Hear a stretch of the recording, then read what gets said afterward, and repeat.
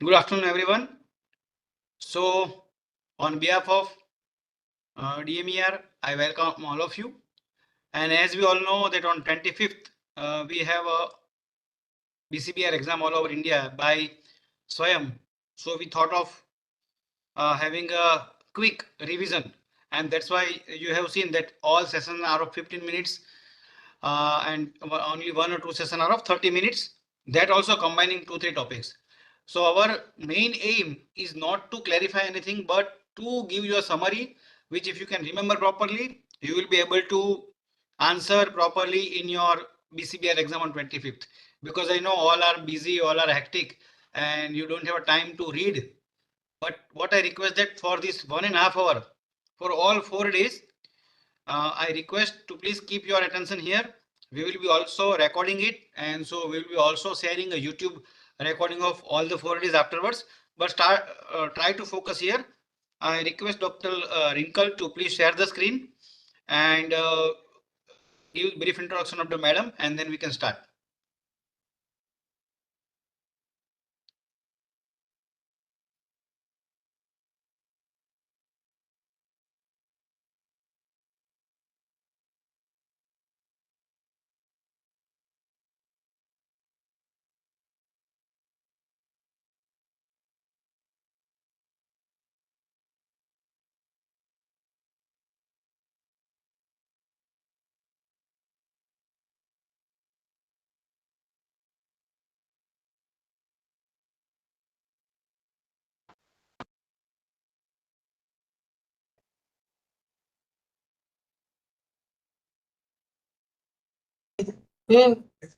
Next slide.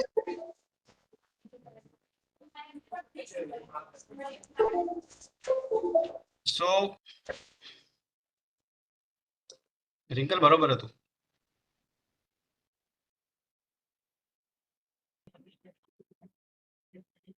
So let me introduce madam. Madam is Dr. Nandini Desai. Madam is a dean at Sri MPSA Medical College, Jamnagar. As well as madam is working as a professor of pathology at Sri MPSA Medical College, Jamnagar. Madam is actively involved in different, we can say, innovations as well as different newer initiatives at Jamnagar, as well as madam is guiding for example, internship logbook and many other parts of education and research. We always have a support of madam whenever is needed. So, and madam is having more than 50 years of experience. So over to you, madam. બેઠા તો અહીં છે હું ભરવાના I request all to please keep your mic muted. Dr. Monica, please keep your mic muted. Madam, you can share your screen now. High link અવાજ પહેલા બંધ કરીને ચાલુ કરજો બરોબર Thank you. નંબર ખબર નહીં સીધું Should I? ખોલી દીધું મેં તો મોકલું તમને ઉભા રહો Yes, madam.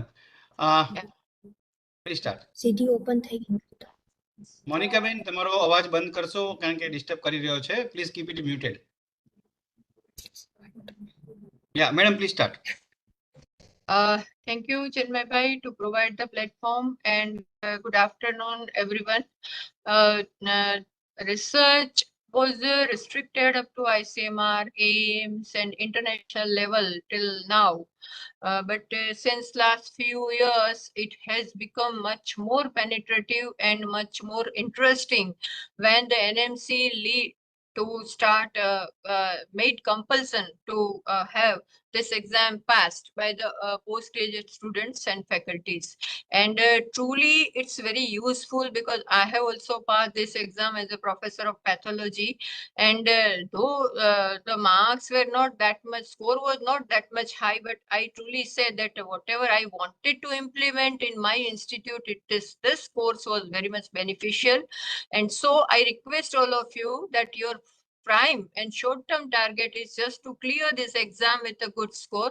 But the second and long-term target for all of you should be to introduce the various research components at your level and within your territory. ICMR has given a nice compact literate material in the form of PDF, in the form of YouTube lectures, and in the form of textual material also.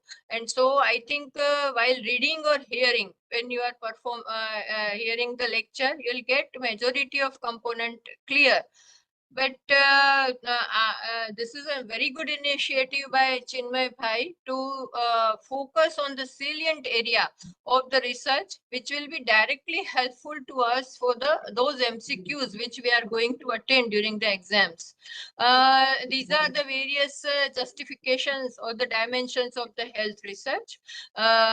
It can be theoretical and it can be applied.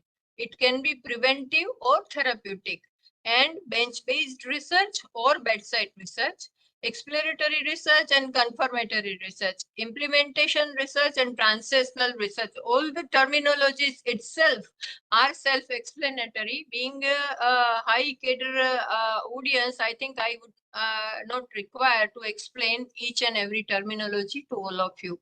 So, when we are proceeding for the research, certain fundamental principles to be followed. And the most important component is planning. Then the stage is very critical. Spend enough time and involve the right people in planning. Teamwork is required, and three-level review is essential. One, that is scientific review, which leads to novelty, rationality, and justification. Second is ethical review. Is we may be dealing with the human subjects, we may be dealing with the experimental research, maybe dealing with some sick people, and so in that case, ethics and ethical review is must. And third, that is the regulatory review, where we want some foreign funding, sample shipmentship, intellectual property, exchange of visitors, etc. How this health research will proceed? Process ensures that the data is collected systematically. See, I am repeating, the data should be collected systematically. It should draw a meaningful conclusion and make appropriate decisions. Take appropriate action for the prevention and control of diseases, conditions, evidence-based actions, etc. So your conclusions should be applicable for the health scenario, either at the diagnostic level or therapeutic level, or certain some advances when we are focusing on that. This should help in the reduction of the suffering and ultimately improve the health and well-being of the community. This is the most important goal of the research, as and when we are entering in that area. Breadth and depth of the inquiry in the health research, when patient it is a human host, healthy, susceptible with disease or dead. Surrounding environment and the society, climatic factors, housing, vectors, animals, socio-cultural practices, family structure, etc., and healthcare infrastructure and delivery. These are the components which should be looked into. Now, the broad scope of the health research is to get the additional or new information, verifying and confirming available information, or explaining cause and effect of the relationship. Detail, I think these examples you can go very well while reading this topic, or these examples will help you to understand the purpose of the research, means getting additional or new information, or you are verifying and confirming available information, or explaining cause and effect of the relations. This red dots are showing few examples which can be understood very well. Next.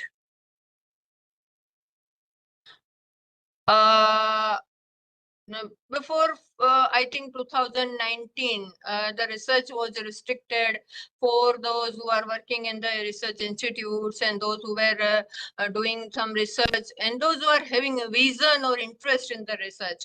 But the pandemic which we faced, and we introduced our own vaccine, and its effect across the India was so fantastic. So in that case, when the entire scenario and the entire purpose of the research has been changed. And now is the NMC forced postgraduate students, and now gradually they are forcing to the undergraduate students. Now they make up their mind, and this research may be for the testing of new drugs, for the vaccines, tool or intervention for the prevention, treatment and control of a disease. Those who are working in the clinical side, they can generate multiple type of hypotheses so far the therapeutic aspect of the patient is concerned or the preventive aspect of the patient is concerned during their day-to-day practicing. Similarly, those who are working in the pre and paraclinical department, they can also invent the new concepts of investigations, result of the various types of the investigations, relations within the investigation, etc. So the broad scope of the health research is available with us. It's a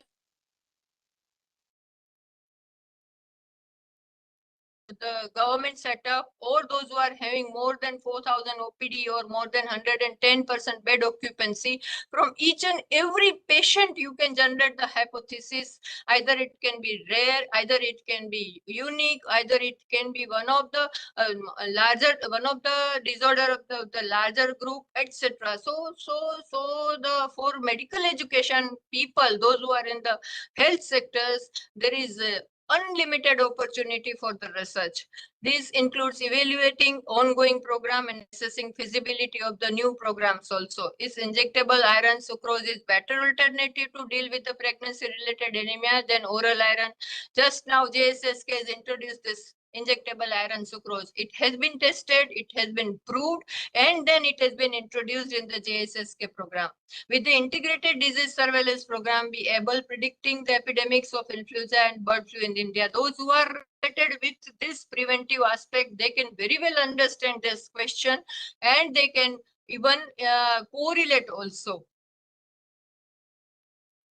Now, this is the second component. When we are deciding the research component, if we are having some study material, we have to decide the study design. Study design are of various types. Few of them are the qualitative studies, or it can be quantitative studies. One is observational study, which do not require much tools, or if it is experimental study, responsibility from our side is increasing a lot when we are dealing with certain experimental studies. The study can be retrospective or can be prospective, or it can be combined also. But your study design should be so precise that at the end of the study, you should conclude something which can be either directly or indirectly related into the health area. When we are planning, some critical considerations should be in your mind. There should be adequate justification to conduct the research study, as I already told you. The research question should have clarity and focus. This is very important. And case definitions of the study variable and outcome should be standard and unambiguous. Sample and sample size should be representative of the population and should be adequate to draw the power to draw the meaningful inferences. At the end, our purpose is to draw meaningful inferences. That's all. Research can never be free of error, but errors can be predicted and minimized. Random error representing wrong result due to chance, unknown sources of variation that can distort finding in either direction can be minimized by increasing sample size. Very easy, very easy. Increase the sample size, increase the precision. So when you are going to study 10 persons in a study, and when you are going to study 100%, it will change your calculations, it will change your interpretation, it will change your. So always prefer to have maximum sample size what you can. Systemic error signifying wrong result due to bias, mostly due to variation that would distort the result and the direction, can be minimized by improving study design. So research can never be free of error, but the two component ones we will focus on, one that is the sample size and second that is the study design, are enough to minimize the errors in the research. Definitely the most boring area which was previously, that is the challenges in designing and implementation of the research studies. In a scenario when we desire to study the relationship between a variable and outcome, co-founders affect both study variable as well as outcome. Effect can be minimized by proper study design and through stratified analysis. Effect, Amat, these slides, I had 2 MCQs from this slide when I have appeared for the exams. Effect modifiers can alter generally negatively the relationship between the study variable and outcome by the independently affecting outcome. Good to be aware of them through adequate literature review. Literature review, which is to be considered as a very common and very neglected component of a research area. Just copy paste, gathering the material from various resources, and they are organizing and completing the literature review. No, when you are going to discuss your research part, your literature review is very important, and good to be aware of them through adequate literature review and not to include them in the study. Next. These are the study methods and measurements. Major issues. Pilot study. When you are studying a one study which is for the first time due to any reason, because of any of any component.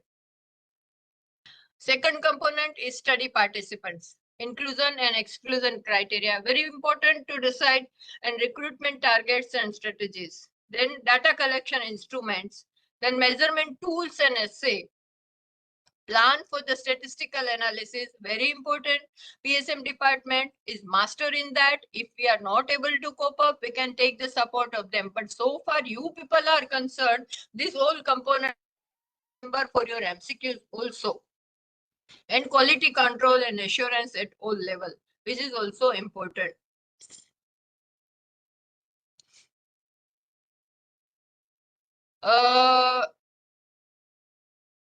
As I previously also told you, the focus of the health research is how can health of the population be improved. So the most important part of this is our goal is to improve the health of a population, either by treating, either by diagnosing, or by preventing. Can we predict occurrence of a disease in an individual? One more component. Or third, that is how can various diseases be prevented? As I told you, either by identifying or by treating or by preventing. How can we effectively cure the disease and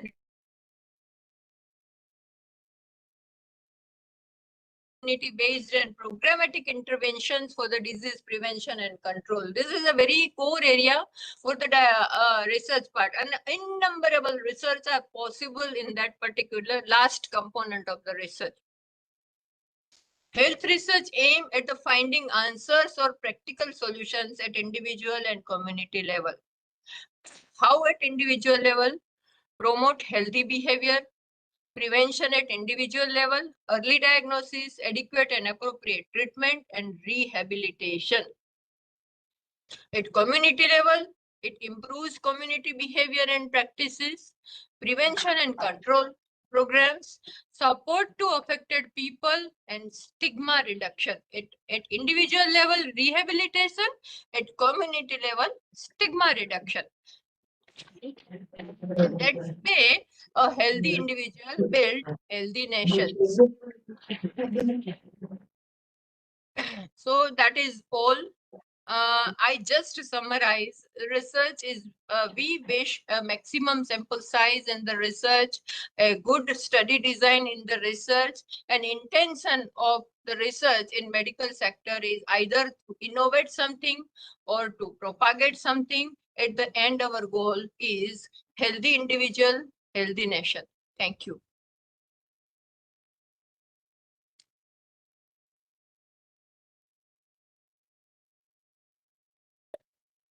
Thank you very much, madam, for an excellent brief review of the content. And I think except you, nobody can concise it like this. So thank you very much, madam. So let's proceed for the next session.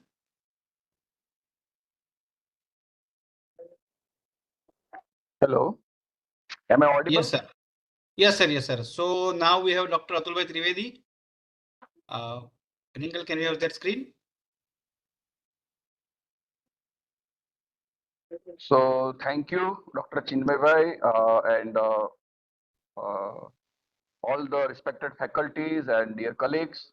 It's a nice initiative under which we are going to discuss rapidly regarding our uh, it's a part of preparation, but it's rapidly we will look for the sir તમારું mobile તમારું પેલું શું કહેવાય થોડુંક આડું થઈ ગયું છે હા બસ હવે બરાબર છે okay okay now it's okay. Yes sir Okay, yes thank sir you. Yes sir So we are going to rapidly discuss the topic. Time is less, so I will not go into detail, but I will directly switch on to the presentation. The topic is it's a good research question formulation. So as you know that good research question forms a backbone of a good research, which in turn is vital in unraveling the mysteries of nature and giving insight into the problem. So is a good research is a foundation for the to start with any research program. And of course, as you know that uh, when you start your journey, definitely one should definitely look for the how to proceed. So you have having a objectives, you having a of course the problem statement, and your question should relate, and your problem or your question should be formulated in such a way that it can address the what you are looking for. So as you know that one of the saying is that the what we see is actually what we know. So whatever the things which we look for should be first in our mind, and what things we have to look, and so we have to develop the skeletal, and then we have to put uh, blocks inside it. So that is a basic idea behind it. Please next. So research question, as you know, a question well asked is a question half answered. It's a saying which is by the Punke. The way the question or hypothesis is started shows that the data will be necessary to answer or test. It probably suggests also how and from where or from whom the data will be obtained.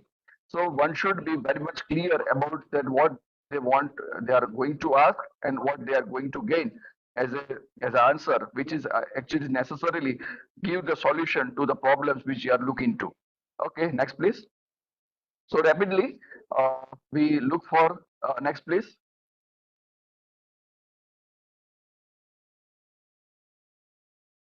Thank you. So as you know that initially when we have discussed, we have started our discussion, means initially in the module. This is one of the important slide which is saying about the life cycle of the research.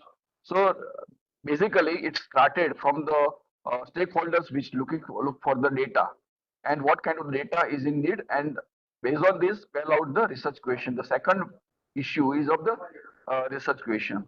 Then there is a formulate the study objective, plan the analysis, prepare the data collection instrument, collect data, analyze it, draw a conclusion, and formulate the recommendation. How the cycles goes on. So this is a very basic and important slides. Many times in exam, MCQs are based on this slide. That what is the first step to start the research process, and sometimes they are also asked that what would be the last or final stage of the research cycle. So please remember this. Formulate the recommendation would be the last one. Look at this slides. Very simple slide, but gives a lots of insight into the research question. So a good research question is an asset as it is details the problem statement. Number one, problem statement, your problem, whatever the problems you are looking into, definitely a research question will imbibe it, and it says that what kind of the problem statement you are going to address with this research question. Further describes the and refines the issues under the study. So research questions not only take up the problem, but also uh, give the further insight into that, and is further refined so that it could be easily identified or look for at the field level or at the data collection level or observation level, and adds focus on the problem statement. Uh, it's definitely problem, whatever the problems you are looking for, is also look for that. looking for that, and is also send the context for the research. Okay, thank you. Next, please.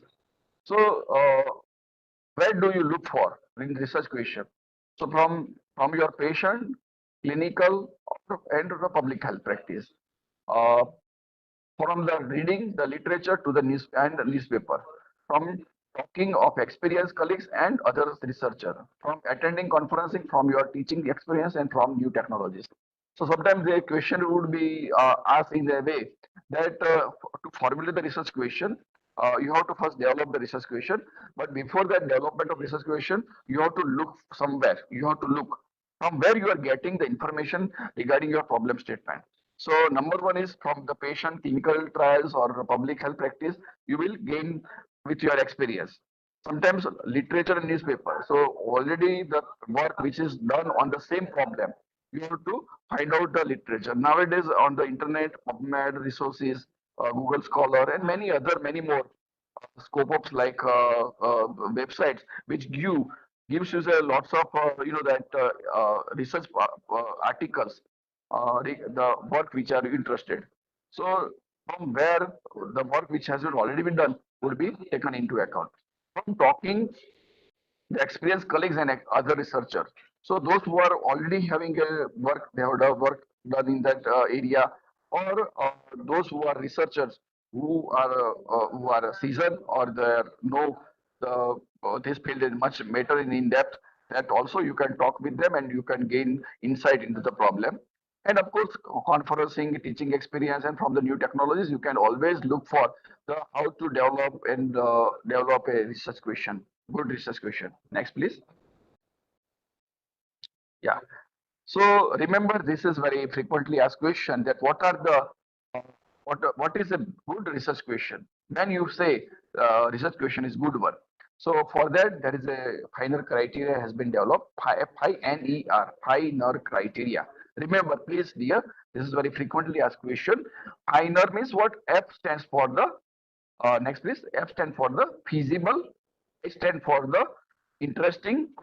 N stand for the novel. E stand for the ethical, and R stand for the relevant. Okay, feasible, interesting, novel, ethical, and relevant. Finer. That's all. Okay, so look for that. Now, what is finer? Just go back, please. What is finer?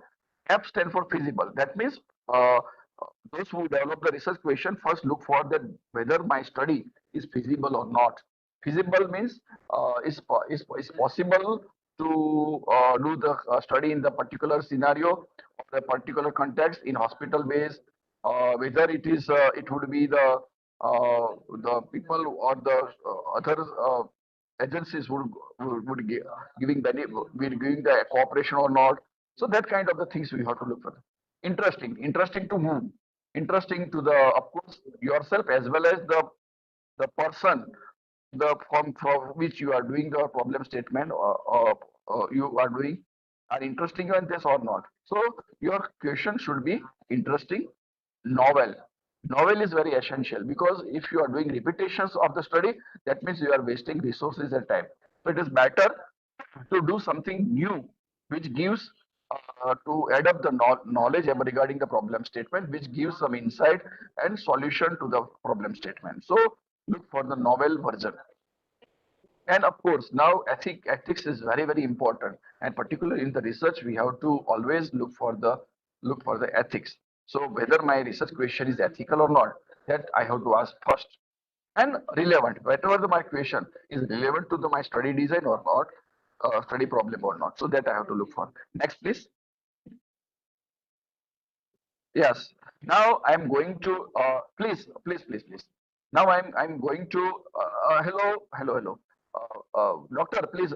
Yes. First, I will read out the problem, and then we will going to find the answer for it. Thank you. So, if your objective means the question is asked like this. If your objective is to estimate the prevalence of a health problem in a community in 2019, and identify the types of the research question in this study. Now, dear friends, this is a prevalence study. See, first you read the question twice, okay, before jumping into the answer. It is good to read the question thoroughly. And I know that time in the during the exam is very less. So read rapidly.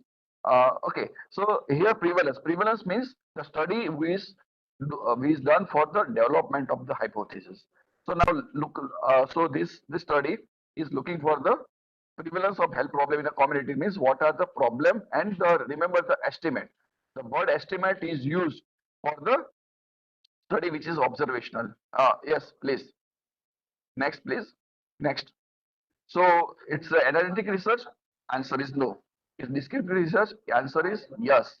Why? Because the prevalence study is a descriptive study. That's why. Next, please. Yeah, it's not hypothetical research. Next, please. Experimental research question. So this the best fit answer is a descriptive.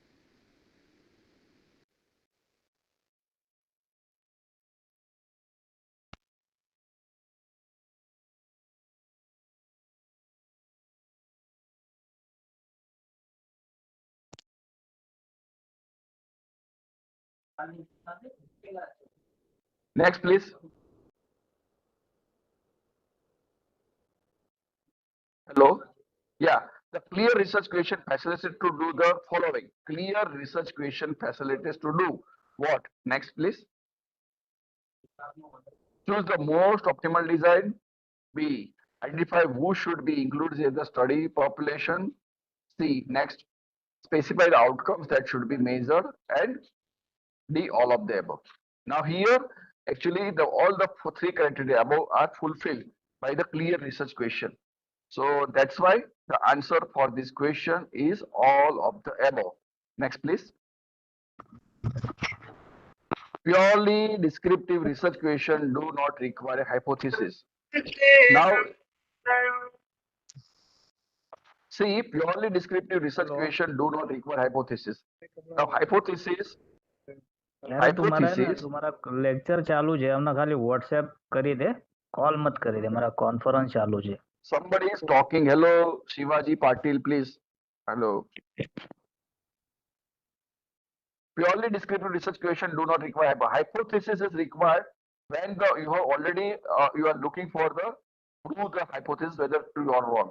But the study which is used for the hypothesis is yes. Next, please. Is definitely is looking for the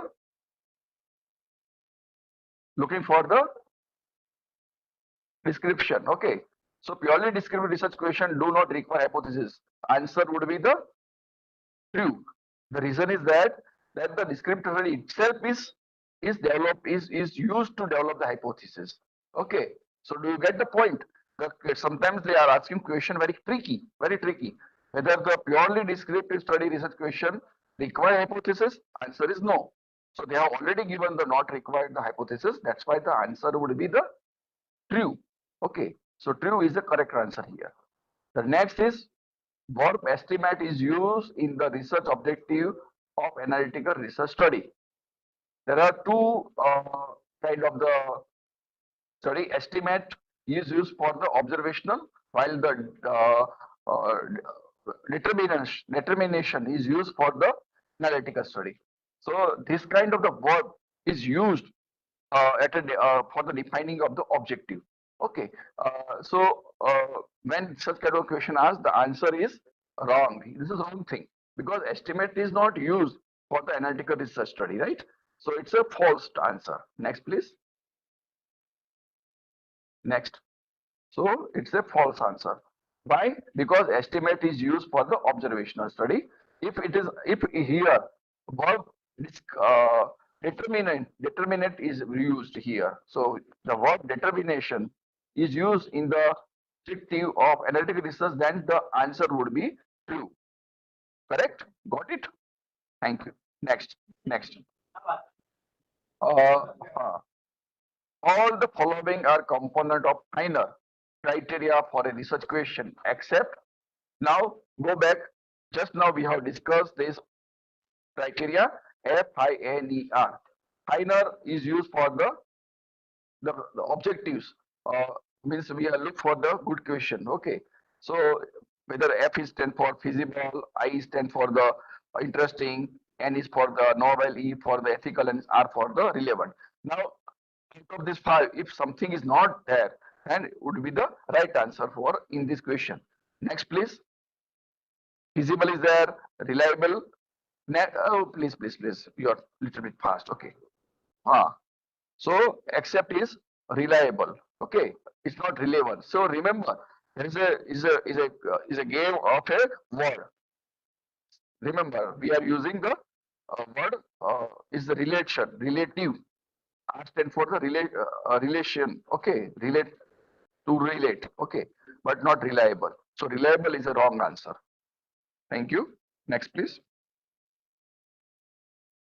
Yes. Now, in this study, identify the type of research question if the objective of a study is, see, read very carefully, to determine the effect of tobacco cessation services on tuberculosis treatment outcomes among patients with the tuberculosis under National Tuberculosis Elimination Program. So here, the, our principal investigator is interested in to determine the effect of tobacco cessation. So what is a determination that researchers is interested to look the impact or effect of tobacco cessation on the tuberculosis treatment outcome. So this is 2 things is combined, but the word determination is very useful. Okay, so the identify the type of the research question. Here you are going to do what? You are going to do means the descriptive study. Answer is no, because you are not going to describe here. You are going to correlate here. So it's a hypothetical research. No, you are not developing a hypothesis because hypothesis is already written inside it. The effect of tobacco cessation services on the tuberculosis treatment outcome. So it is already written. So it is an analytical research question. The answer is yes, because you are going to analyze and you are going to see that whether my effect of the tobacco cessation is any effect over the outcome or not. And it's experimental. You are not going to do any experimental randomized control trial here. So the answer would be yes. Next, please. Answer would be yes. C, analytical research question, right? Okay. Next, please. Okay. So here I have tried to summarize the whole research question topic into a very simple way. Try to very simple way, and also discuss some of the question which is going to probably ask in exam. Okay. So I hope it would be definitely fruitful to you. Thank you.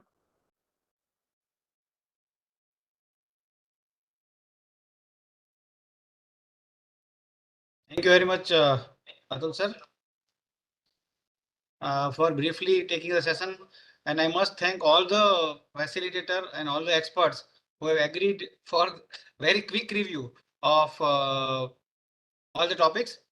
So thank you very much, Atul sir. Sir is an associate professor at Department of Community Medicine, BJ Medical College, as well as sir is also working as a OSD Medical Education at DMER Gandhinagar. Thank you, sir. Thank you. Thank you. So let me share my screen. So myself, Dr. Chinmay Shah. I am professor at GMC Bhavnagar and working as a OSD research at DMER Gandhinagar and having a 20 years of experience. So let me share my screen. So friends, as it is a rapid fire sessions, I am also going to have few glimpse of what is there as a literature review.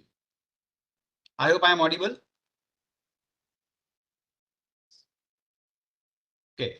So what happens routinely that as we have seen that we need to get a resource for writing an article, writing a thesis, for writing a result, writing an introduction and everything. And so what we do the Google, or we use Google Scholar or PubMed for searching our resources. So there are 3 types of resources are available. Number 1 is type 1, which provides background information or factual information. Type 2, which provides current and past research, and type 3 provides a synthesis or analysis of research. So we have these 3 type of resources available. So he is Mr. Google in movie Faltu, because most commonly what we do, we search in the Google. So if you will search in the Google anything, it will give us like this. For example, if I study prevalence and control of diabetes in India, so it will give me 32 lakhs result, okay, in 0.24 seconds. So if I go for all these 32 lakhs, it will be very difficult for me to search, okay, and to I can say screen or filter the data. So what I should do, I should use, there are certain tricks to search in the Google. For example, if you want to search an explicit phrase, you have to do inverted comma, double inverted comma on the both side. Then if you want to exclude the word, you need to do minus. Okay. Then you can also use capital OR if you want to use, we want to search for this versus this. Okay. If you want to search in any particular website, you can just write example.website and then in inverted comma the phrase you want to search. Okay. Similarly, if you want to search synonym, you have to use this icon and which is there near the one in keyboard. Okay. Then if you want to search specific type, then you have to put file type PPT, PDF, Word. So use the site word whenever you want to search in specific site. And when we are writing, we can also use Google as a spelling error, calculating the things. Google is also giving us a Google Drive where we have Google Excel, which gives us detail regarding how to use this Excel sheet for calculating most of the calculation. Okay. Even we can use our Google for uploading an image. If you find something which is not given in any type of literature, you can upload that image into the Google and Google will give you what is it. Okay. The drawback of Google is when you search Google, you don't know who has written is and is it correct or not. So more precise information is available in Google Scholar. Okay. So all of you should start using a Google Scholar for search rather than Google. So when you start using Scholar, let me show you.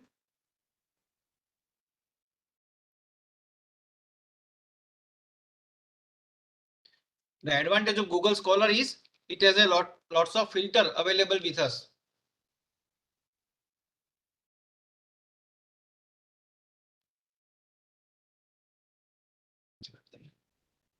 So if you search on a Google Scholar, it will give you an option of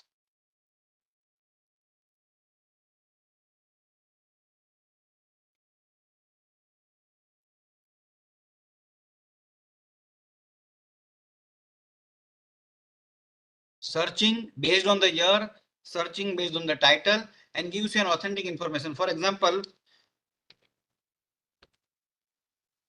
if I search simple this for COVID-19 pandemic, here you can see that you can search data of any type.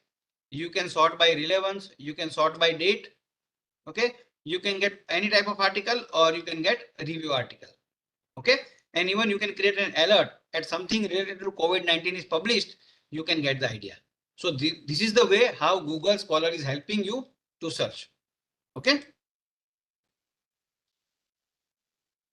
Then we want to have a more precise information, and for that we need to have all the different sources at PubMed, Ovid, Embase. So question can be asked to you that identify the sources for your literature search. So these are the PubMed, Ovid, Embase, Scopus, Web of Science, SciInfo, SynHealth, Cochrane Review.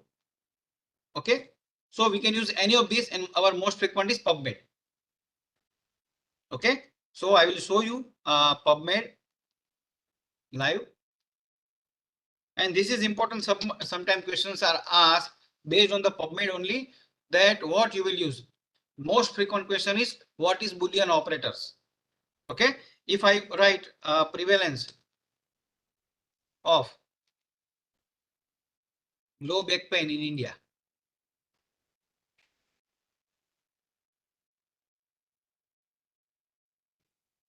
Okay. So I will get this many number of 181 article. Okay. But this like of will not be read by the PubMed. And so it is known as a stop words. So we have to write prevalence and low back pain and India. Okay. So if we write this, it will give us a specific prevalence low back pain in India article. Okay. Now here, if we look at here, it also help us to filter, like from 1970, we can go up to 1916. So it will reduce the number of article to 113. So it again says that only between 2016 to 2024, we have a 113 article. So rest very few article are there in our past. Then again, we have a facility that which type of abstract you want, article you want. You want abstract, full text or full text free. I want only article which is full text free. I will just click here. So it will give you 92 article which are freely available. Then here I can also filter the article type, books, clinical trial, meta-analysis, review, systemic review. Even I can filter by date, and we also have additional filter like article type, then species, article language, gender, age, and other. So these are the different filters available in a PubMed. So if you use this, it will be very easy. For example, I will click clinical trial. I want of last 1 year. So we have a free full text, clinical trial, and last 5 years. So I have only one article in PubMed. So it is very easy for me to search. Okay. So this is the way we should use the PubMed.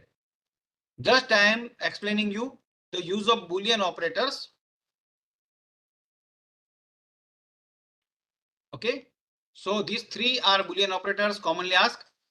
So if you put and, it will search only article where A and B both are present. If I use or, it will search everything.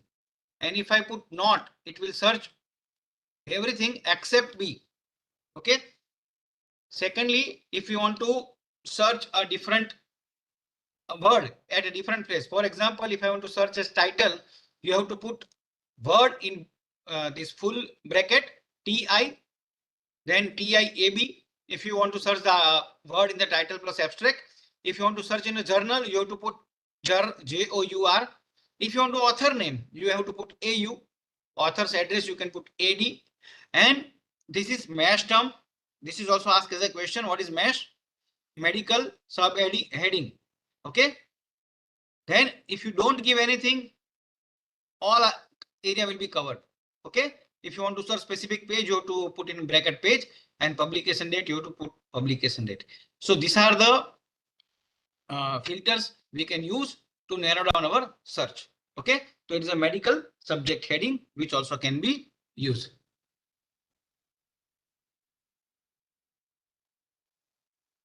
So as we have already seen, these are the filters available to us. So lastly, here if you can see, you can send it to email. You can have a display setting. Let me show you live only. So here you can see, you can save it. You can send it as a mail. You can send to clipboard, collection or citation manager. You can sort by best search, most recent, first author or journal. And here you can have a display option. You want summary only, you want summary and abstract, you want PubMed number only or PMID. So based on this, you can search this PubMed and make your filter very easy. Okay. So in short summary, you must use the 4 principles for any literature search. That when you do the word search, it contains your search terms and it will search anywhere. If you use mesh search, it will search only in mesh terms available to PubMed. If you will put field search, that is title, author in the field you specified, and when you combine and or and not, it combines your search term. Over and above, there are few mobile apps available. You can use it. Okay. And last slide is for Cochrane library. So for systemic review, you may go to the Cochrane library. It is actually paid, but government has paid on behalf of whole India. So you can use it. So I will stop the topic here. Thank you very much. And this is in brief regarding literature search. Thank you very much.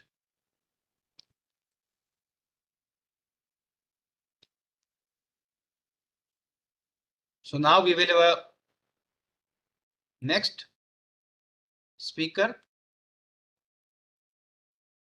Dr. Amit Shah. Good evening.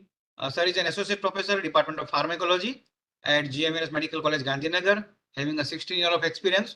And if you search Amit Shah BCBR, you will get book prepared by Sir in Amazon, Kindle, everywhere. Over to you, sir. Thank you, Chinmay sir, for the this session. Am I audible? Yes, yes, you are audible. And my presentation is also there. Do the full screen. Yeah, do the full screen.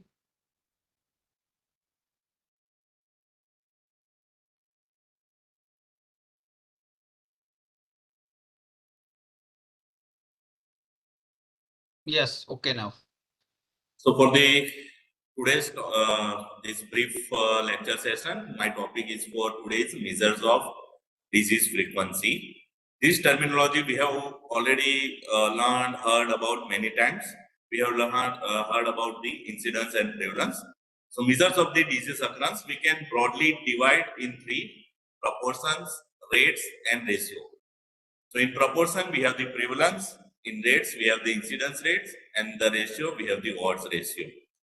The MCQ, which is frequently also asked in BCBR exam, that prevalence is proportion or rates, or incidence is proportion or the rates. When we see in the detail how they are calculated, you can get the idea. But right now, the prevalence is proportions because it makes it defined as it is the proportion of the population which has the disease. I will go into detail in the further slide. So it is a proportion of the population. So it is a proportion. And the rates, incidence says it is a rate because it shows the number of newer cases at particular disease, duration or at a time. And the ratio is the odds ratio for certain diseases, like the risk ratio, odds ratio, which will be covered in different lectures. So as we have, I have told about the prevalence, there is a population. So either you want to calculate the incidence or prevalence, there must be population. So the term used here is a population and a risk. So it is a proportion of the population that is susceptible to disease. So it is a proportion, I highlighted, that is a proportion of the population that is susceptible to the disease. So it can be defined on the basis of demographic or environmental factors. Suppose there is one example. What is the population at risk developing carcinoma of the cervix? So we can define here the population at risk, which is the female one, in the age group between the 30 to 70 years. So again, it is not the whole population. If you are looking for particular disease which is particularly affecting the particular gender or particular age group, so your population at risk will be verified differ according to your gender as well as age group. And there is a second example, population the risk of the hepatitis B. So here those individuals who has the negativity for the core antigen for the hepatitis B. So now start with the prevalence. Prevalence, it is the term referring to the number of existing or new cases.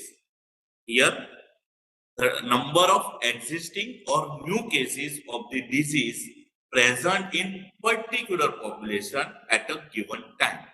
Here, all these words which are highlighted in the different colors are important to understand what is the prevalence.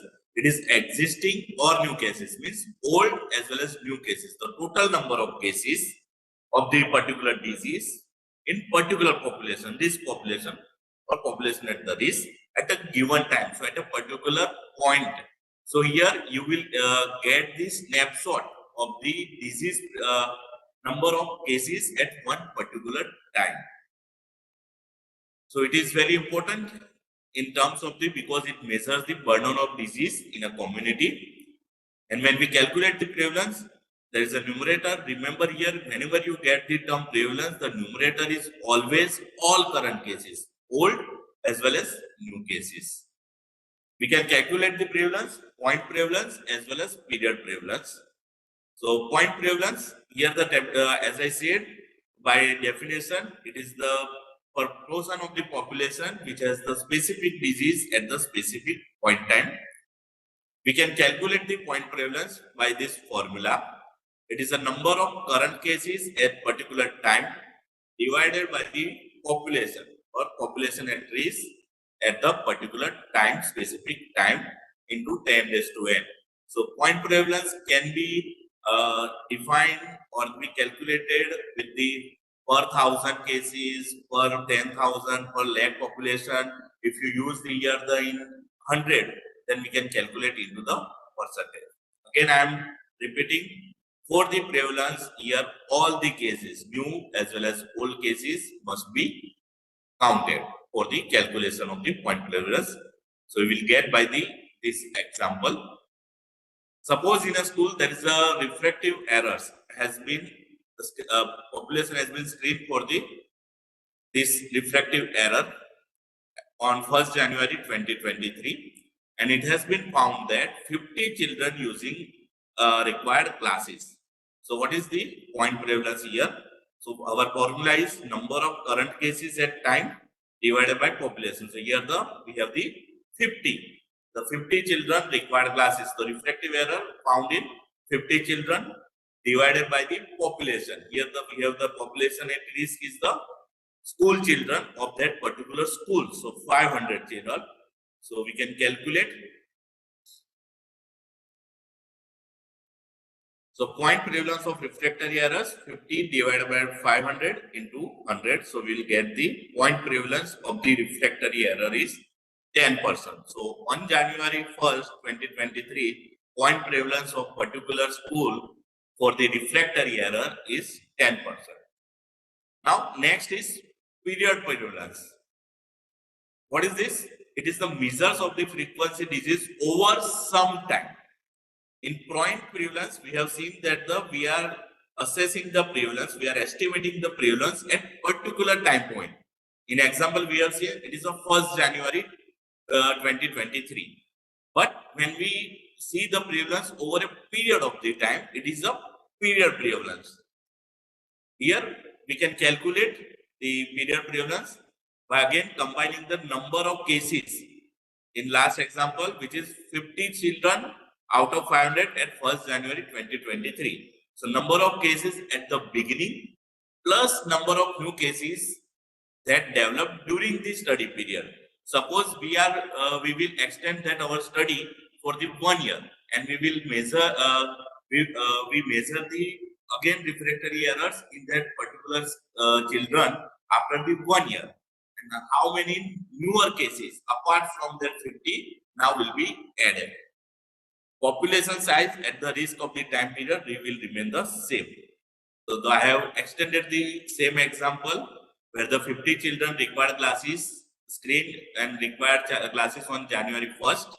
Now we have again do the screening after the period of 1 year, at the end of 1 year. So December 31, 2023, we have found that another 50 children required classes.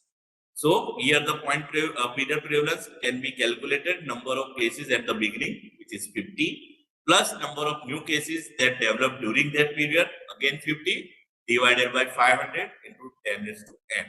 So here the 50 plus 50 divided by 500 into the 100. So period prevalence of refractory errors for the year 2023 is now is 20%. So this is a point prevalence and period prevalence. Point prevalence at particular time, period prevalence over a period of the time. So what are the factors which influence the prevalence? Obviously, where the numerator, here the numerator for the calculation of the prevalence is the number of all cases. So obviously, if there is an increase in cases, number of cases, new cases, then there is an increase in prevalence. And we want to during this illness or disease for the prolonged period, means disease of the long duration, which remain into the community for the prolonged time. So number will be increased. So disease of the long duration has the more prevalence. As we all know, in hypertension, diabetes mellitus has the higher prevalence as compared to the disease which has the shorter duration, like the example of this sudden infant death. So at one point in time, you cannot find any prevalence because there is a sudden infant death. So likewise, disease of the short duration, we have the very lower prevalence. So what are the factors which increases the prevalence? Again, one of the commonly asked question in BCBR question.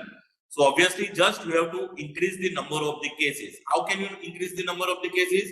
There is a more amount of the disease prevalent.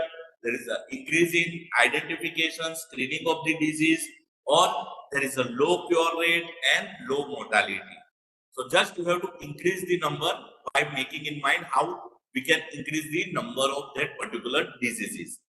Or there is an immigration of the patient. So patients are coming into the community or healthy patient going out of the community. Again, it will increase your prevalence.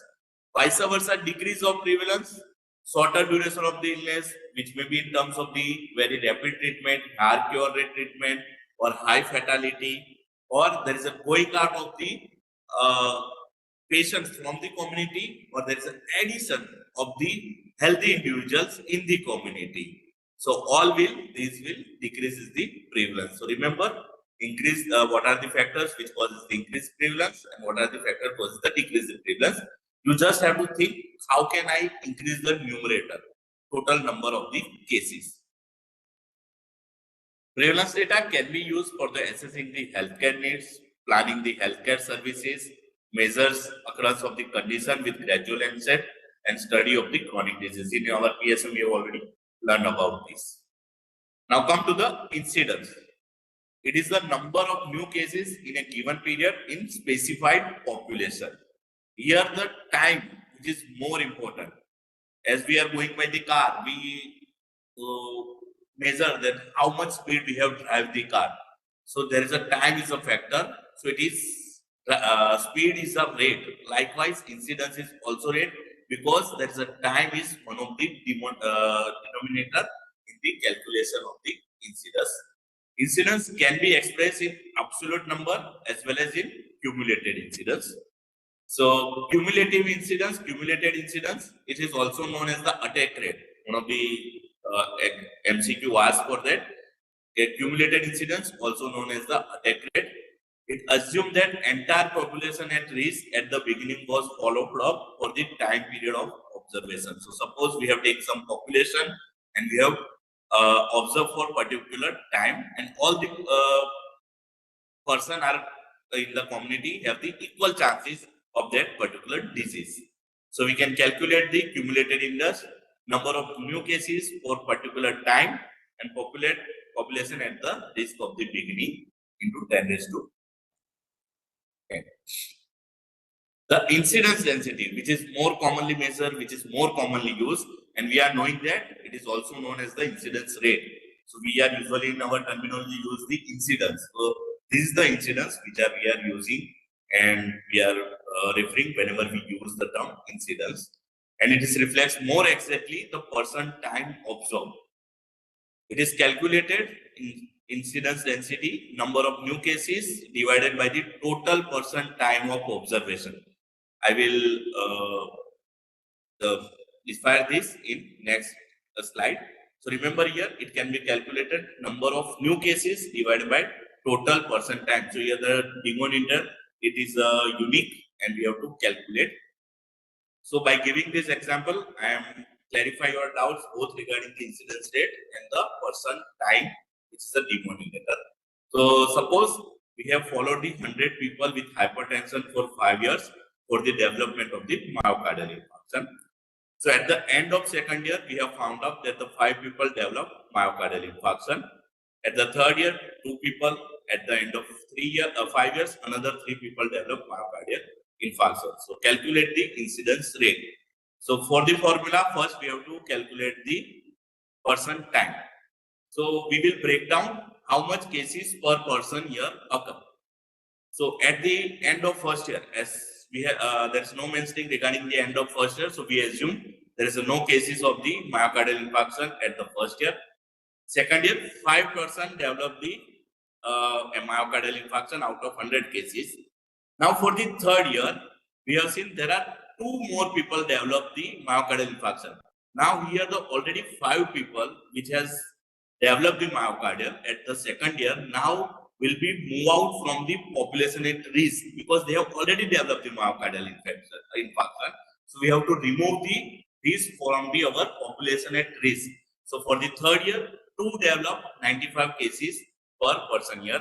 Fourth year, as a not mentioning, so we calculate the 0, but here the out of 93 because 2 people, 5 in the second year, third and the third year. So we have to remove these 7 people from the our population at risk. And fifth year, 3 more person develop the 93 from the 93 cases of the hypertension develop the myocardial infarction. So here the incidence rate is 10 cases from 481 cases per person year. So there can be 2 MCQ can be asked. What is the incidence rate here? So incidence rate is 10 by 481 cases per person year. Or can be asked how much person year calculation year? It is a 481 person year. It is calculated here for this particular formula. So remember the prevalence and incidence. Uses of the incidence data, describe the trends in disease, evaluate the impact of primary prevention program. So this is the dynamic between the incidence and prevalence. The incidence, there is a incursion of the new cases in community. Prevalence, it is all the cases in the community and which can be governed by the death and recovery. Thank you. Thank you all.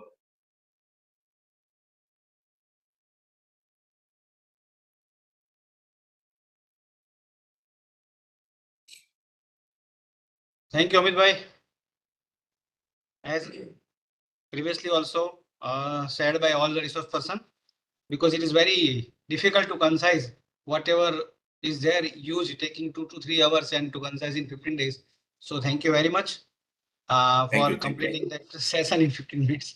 Thank you, sir. So now we have a next speaker, Dr. Jay Solanki, Senior Assistant Professor, Department of Physiology, under whom lot many ICMR STS is there. And specifically now, Dr. Jayas has agreed to have 3 sessions together. So all the different study designs will be taken by Dr. Jayas sir, having an experience of 15 years. Over to Dr. Jayas.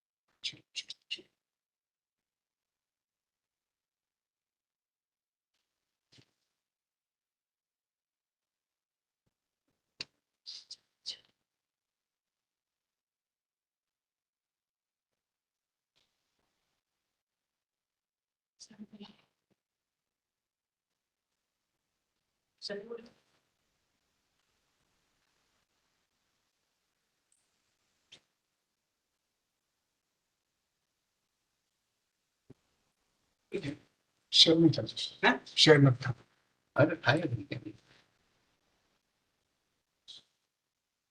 Hmm. Can you see the screen now? Yes, sir. Yeah. Okay. Thank you.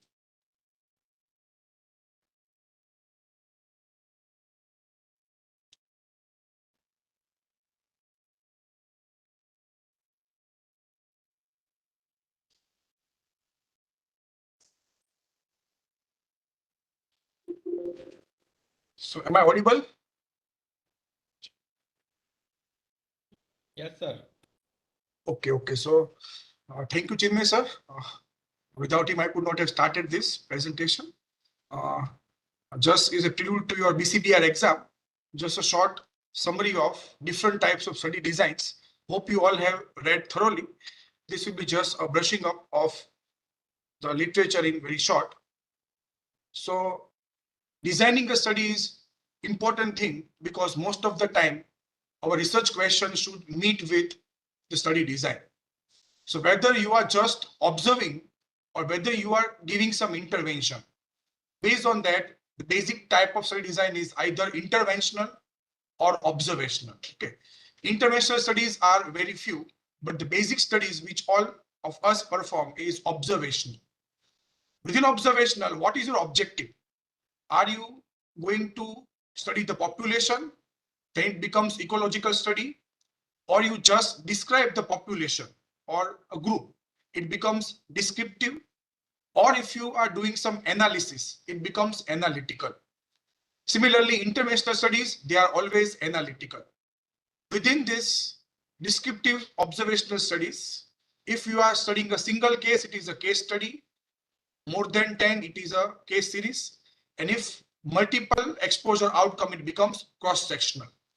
Similarly, analytical observational studies, if you are just measuring at a time, it is a cross-sectional. If you have two group, case and control, it becomes a case control study.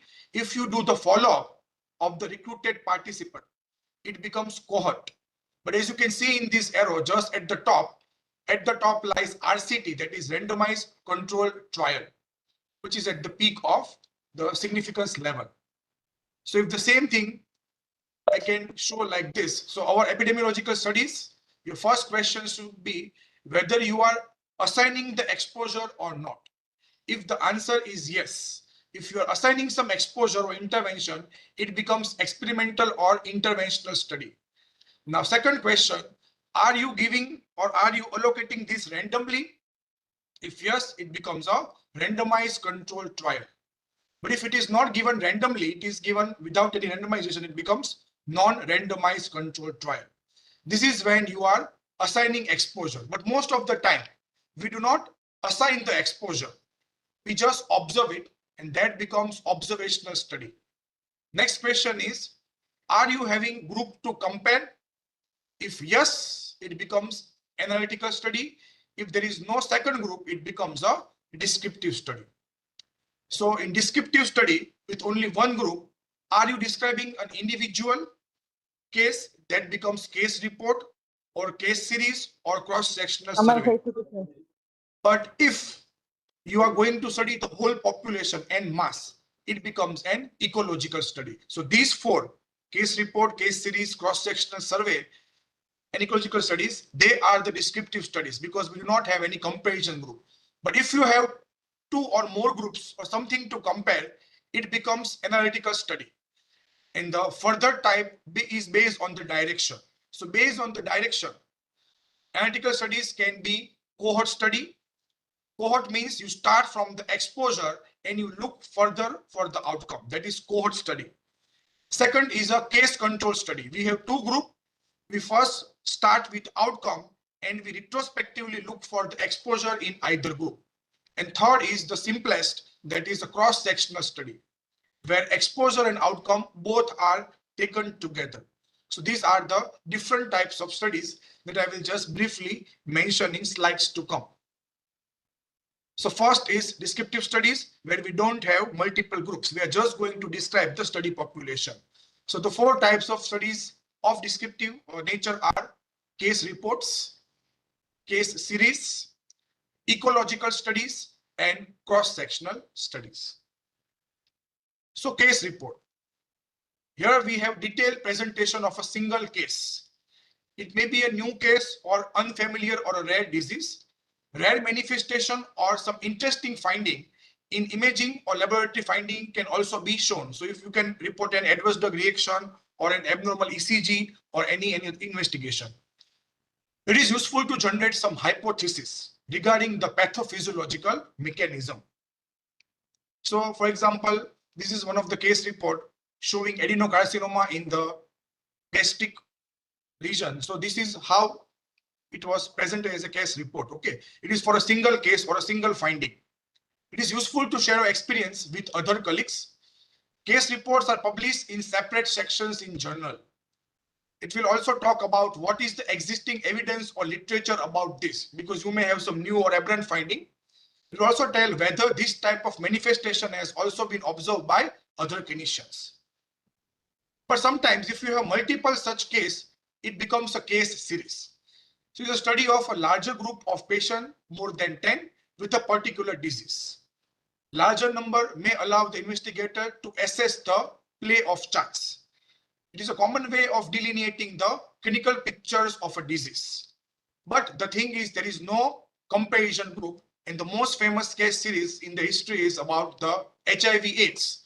So in 1980s, this case series was published, increase in the pneumocystis carinii pneumonia case in the Los Angeles, and that case series led to the development of AIDS. So case series may point to the new disease in the making. Third is the ecological study. As the name suggests, ecology means en masse, whole population. So here a whole group is as a unit of analysis.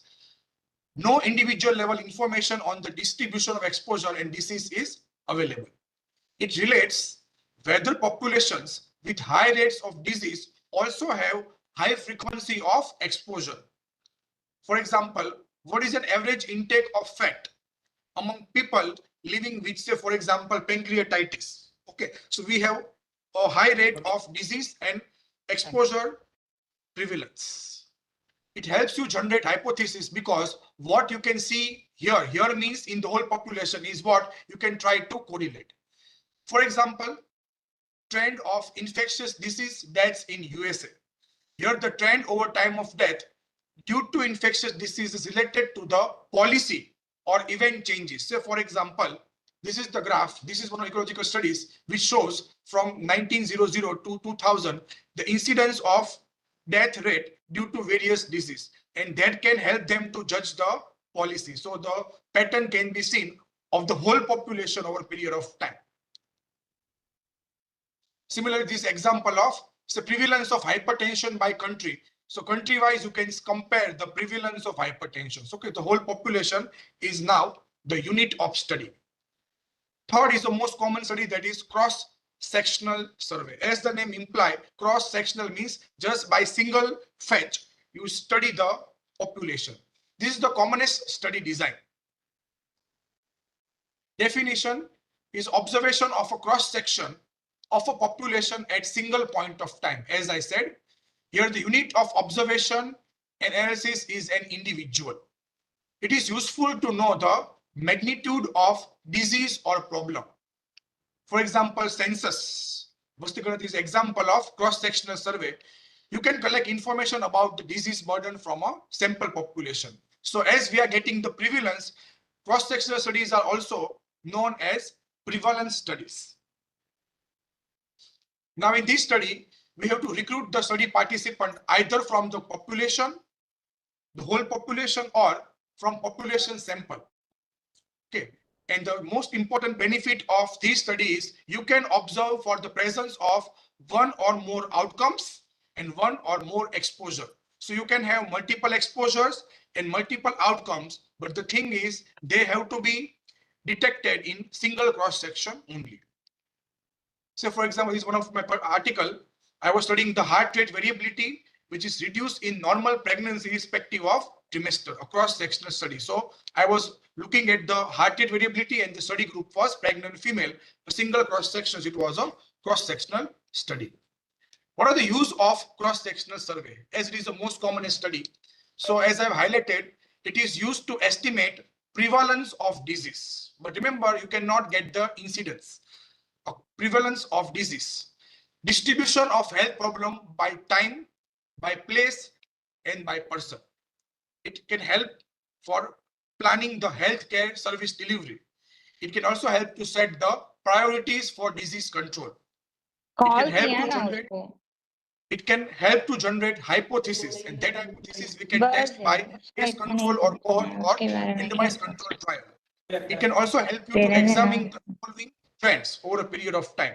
And sometimes it is a study which is done before or after something as a sort of survey. Now, sometimes we say this as iterative cross-sectional study. Iterative means it is done repeatedly. So you can do a preliminary analysis, understand whether which of these risk factors might be playing an important role. Sometimes it is a part of analytical cross-sectional survey.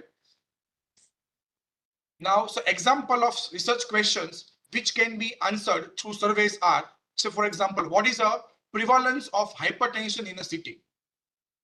Or how satisfied are patients attending government hospitals in, say, for example, XYZ city? That becomes exit survey. Or what is the prevalence of physical inactivity among school children? So all these, we are assessing the exposure and outcome of a population in a single cross section. Okay. Advantage of cross-sectional survey is that it is fairly quick, very easy to perform, and it is less expensive. And you can study multiple exposure, you can study multiple outcome at a stretch. But there are multiple disadvantages or limitations. For example, we cannot study the disease cause or etiology by simple cross-section. You can generate, but you cannot test the hypothesis. It is not suitable for rare disease, for which you need case report. You can only measure the prevalent cases. You cannot find the incidence of disease. Okay. As exposure and outcome are examined at the same time, it is difficult to predict which happened first. Just like the pehle murgi ya pehle anda, egg hen story. So for that, you must have the cohort study. Exposure and outcome cannot be linked very well in this kind. You cannot establish the cause-effect relationship. You cannot say that this is the cause responsible for this effect. For that, you need follow-up study, cohort study, and clinical trials. So in summary, case report and case series are useful for the uncommon clinical manifestation, useful for clinician. Ecological studies can be used to relate group level data and generate hypotheses, and the most common cross-sectional surveys help to measure the burden or magnitude of health condition. So this was the descriptive study. Part B is analytical, where you are going to compare something. So analytical studies is the one in which investigator does not assign the exposure, plus there is no randomization, but investigator makes careful measurement of patterns of exposure and outcome in population. Comparison group is present, okay, based on which you make inference about exposure and outcome for a particular condition. So first type of this study is a cohort study. So the word cohort is coming from the military troop of 300 to 600 men in a Roman army was given the name cohort. Similarly, we recruit a group of participants that we follow up, and that becomes our study cohort. So in epidemiology, cohort means group of people which are sharing some common characteristic. For example, birth cohort. Okay, so all the child born on specific day. So to follow up the group, we have a common cohort or common group. Design of cohort study. So as I said, it's a vertical study, so it will progress from exposure to outcome. It begins with selection of two groups. One is exposed group and another is unexposed group. Some of this exposed and non-exposed group, after follow-up, will develop the disease, while other will not develop the disease. We'll then calculate the incidence of disease in both group, exposed and non-exposed, and then we will compare the incidence using something known as relative risk. So the same thing, we have a population, which is divided into two cohort, exposed and non-exposed. So for example, based on the smoking history, smokers and non-smoker, then you over a period of time follow up them, and the outcome is development of some cardiovascular disease. So in both group, exposed or non-exposed, either we develop disease or not. Based on that, we calculate the relative risk.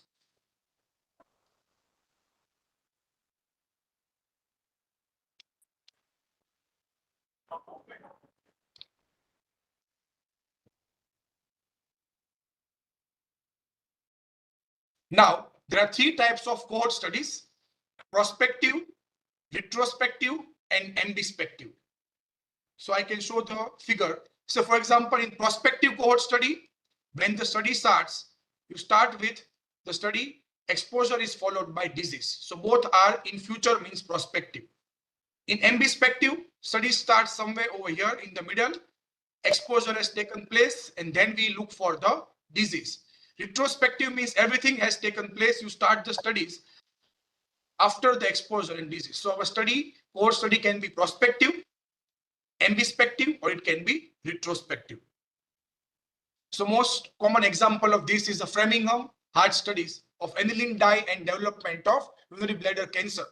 Okay, so 28,000 population from Framingham town was taken as a cohort, and they were followed over a period of time, and they were looked for the outcome as hypertension or not, and they calculated the risk of cancer for bladder.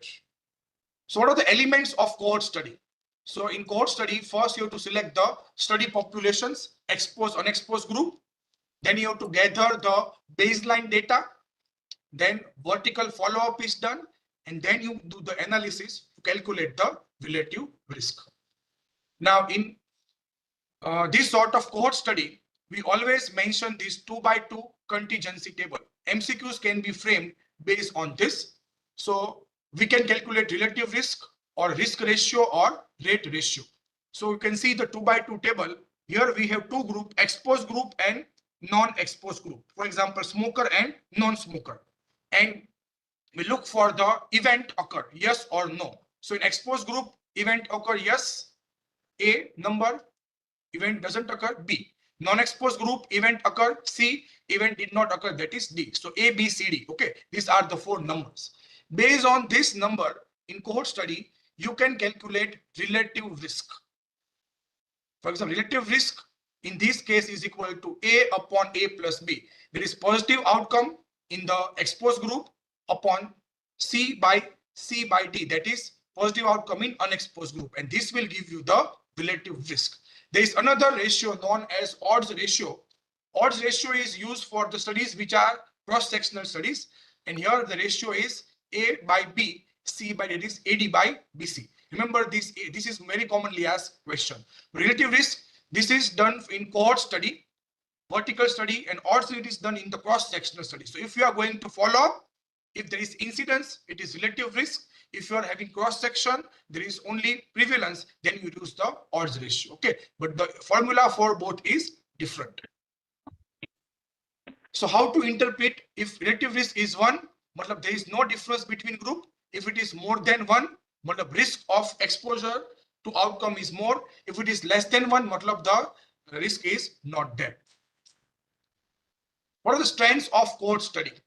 So as I said, it allows you to calculate the incidence, not the prevalence, incidence. You can examine multiple outcomes for a given exposure. You can have clarity of temporal sequence, means what happens in what time period of time.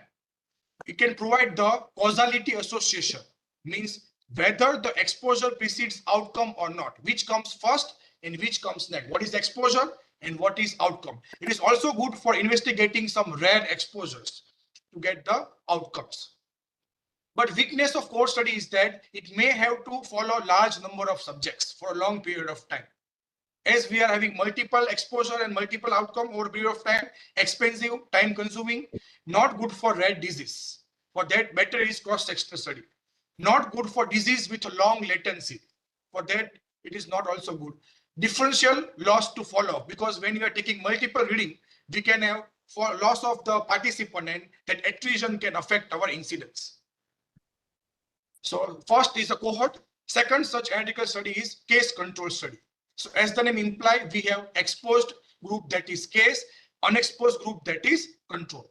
But remember here we start from the outcome and we go back to the exposure. It begins with selection of two groups, that is case and control, exposed and unexposed group. Both cases and control are then interviewed to find out their prior exposure. We'll then calculate the exposure odds among case, exposure odd amongst control, and here we'll calculate the odds risk. So once again, case control study, odds ratio, not the relative risk. So for example, here we are going to check association between cigarette smoking and lung cancer. So we are starting at this point. So cases of lung cancer, cases without lung cancer. Among the lung cancer, we ask how many smoke, how many did not. Among those not having lung cancer, how many smoke. So we start with the outcome and retrospectively look for the exposure. And here the ratio will give you the odds. So once again, we are starting from outcome and then we are going back retrospectively to check the exposures.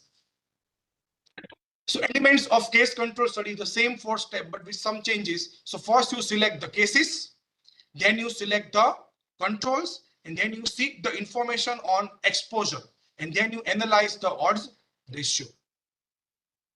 So for example, this was one of my study, central hemodynamic and arterial stiffness by oscillometric pulse wave analysis in Gujarati hypertensives, a case control study. So I had 2 groups, cases were hypertensive and control were the normotensive. You can also mention the type of study design in your title also. Now, how to calculate the odds ratio? So same table, if you can see 2 by 2 table, we have exposed group and unexposed. Better to say case group and control group, event present or event non-present. Based on that, odds ratio is AD upon BC. So you can simply cross like this, A to D and B to C. That will give you odds ratio. And just like relative risk, if the ratio is 1 means it is evenly distributed. Ratio more than 1 is significant. Ratio less than 1 means the risk is even less than control. Strengths of case control study. It is good for examining rare outcomes or outcomes with, because we are starting with outcome like cancer, okay, or outcome with long latency. Relatively quick to conduct and inexpensive because we are not going to follow. We are starting with outcome and we just check for exposure. It requires comparatively few subjects because our subjects will be case control, for which we have defined we have already seen the outcome. And you can have multiple exposures or risk factors, which can, for example, if it is a lung cancer, you can check for smoking and so many other things at a time, multiple exposures. Weakness, there is also always presence of a bias. So for example, patient with carcinoma lung will not say I smoke, or he may have forgotten something. Selection of appropriate comparison group may be difficult. For example, if you are taking case and control, there are other confounding factor present, which may jeopardize our comparison. Rates of disease in exposed and unexposed group cannot be determined, because in an exposed group, disease may be in later stage or it may not be diagnosed like that only. So these are the weaknesses. So this was about part 2, that is analytical study. But at the top of the research design lies this clinical trial. Okay, so clinical trial, it is also given name as experimental study or interventional study, because we are doing some experiment or study participant and we are giving or not giving some intervention.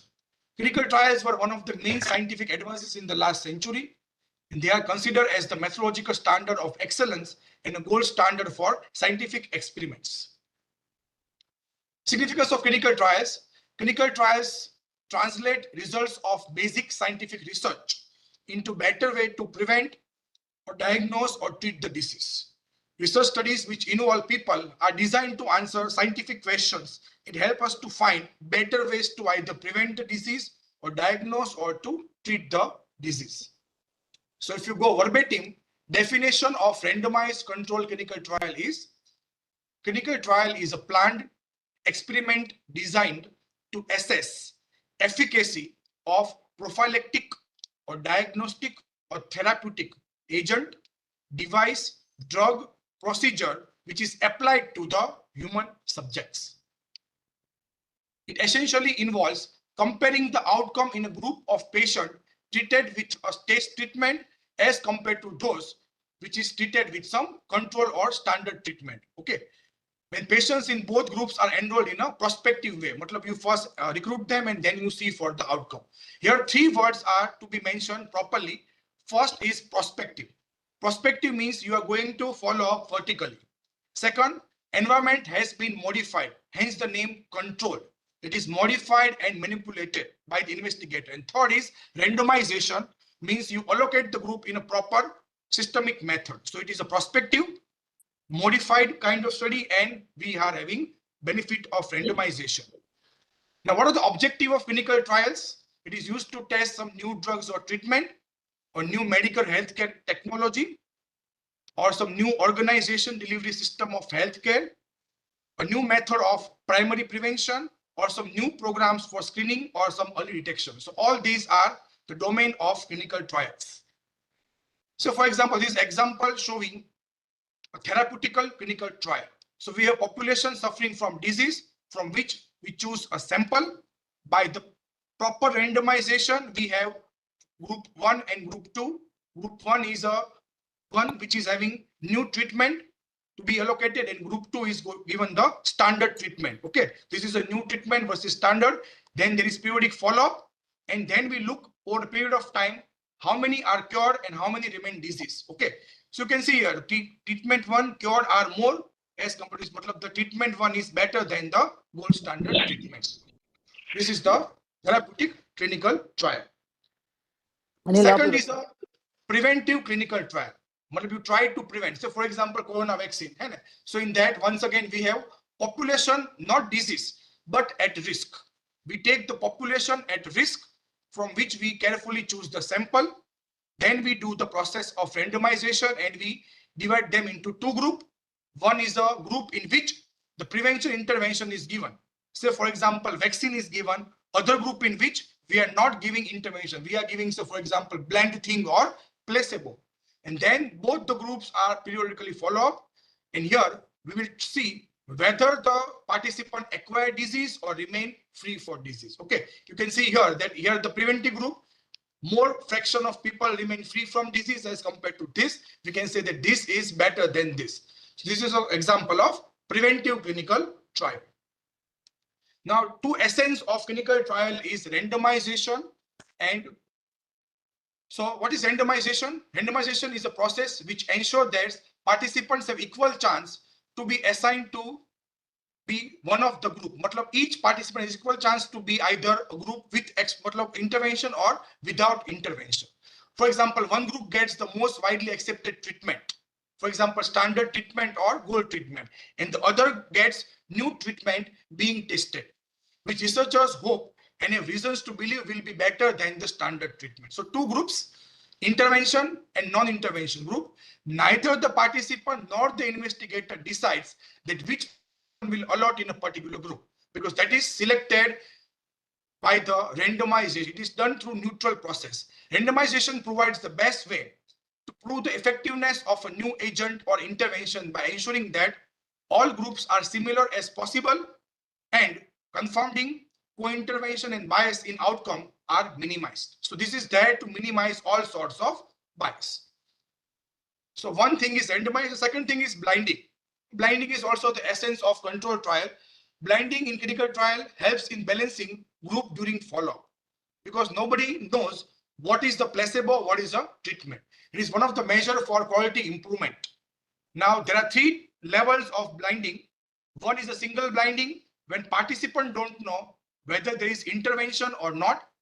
Second is a double blinding, when participant as well as investigator are not knowing which is a placebo group, which is a drug group. And third is a triple blinding, in which participant, investigator as well as the analyst, none of them know about the intervention or not. So the blinding is the essence that helps you to remove the bias or anything. It helps you to improve the quality of your trial, so-called trial. Now, clinical trials are done in 4 phases with different objectives. So phase 1, the objective is to check the overall safety acceptability. This is done in the less than 50 healthy volunteers. Okay, if this is okay, we go for phase 2. Here we go for long-term safety. What should be dosed and what should be scheduled? Is it efficacious or not? Here we go from volunteer to low risk disease patient, sample size 100 to 500. If this is okay, we go to the phase 3, where we check for the effectiveness in real life. Rather than low risk, we choose the high risk patient and sample size is more than 1,000. And once the disease or drug is there in the market, the phase 4 continues for the post-marketing surveillance. Once again, sample size is large and we look for whether there is any abnormal outcome or not. Is a community-based phase of clinical trial. Okay, so the same thing which I explained before. Now, what are the advantages of randomized control trial? It is the only effective method which can control the selection bias, because we have the randomization and we have that blinding. It can control confounding bias without any adjustment. It facilitates effective blinding in some trials. Must hide the placebo versus drug detail. It maintains advantage of cohort study where you are having the multiple follow-ups. But there are few disadvantages also. For example, it may be more complex, more costly. It requires thorough training of all investigators.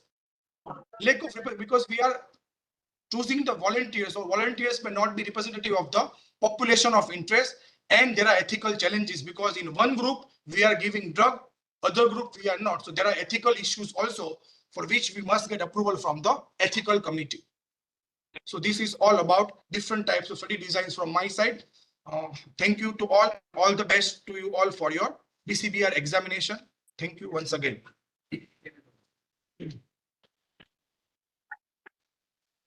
Yes, thank you, Dr. Jayesh. As I say, for all the topics, this topic also was too much vast, but he has tried to cover in 30 minutes. So thank you very much, all the resource person for today.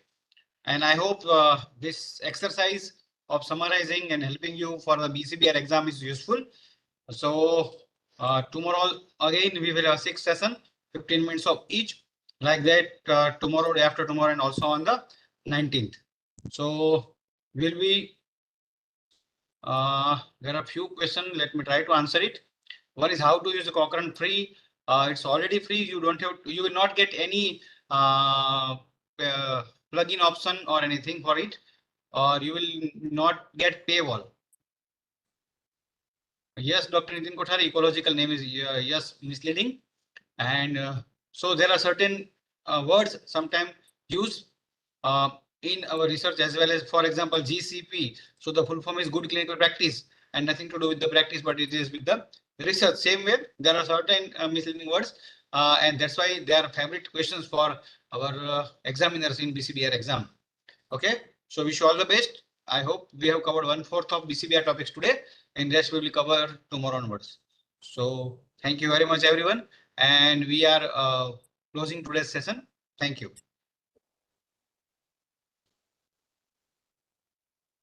Yes, Dr. Samik, you can close the session now. And we will also share a YouTube link of the recording also.